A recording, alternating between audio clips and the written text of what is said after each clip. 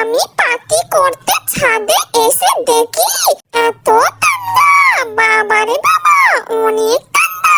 এখানে সবাই রান্না করছে পার্টির খাওয়া দাওয়া, আর এখানে সবাই ডান্স করতেছে, অনেক মজা।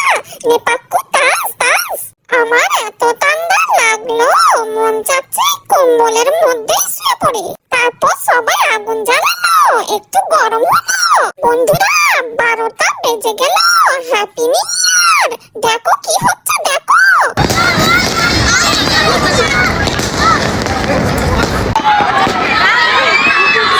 আমি তো ভয় পেয়ে গেলাম, নানুমণি বলল ভয় নেই, এটাই মজা।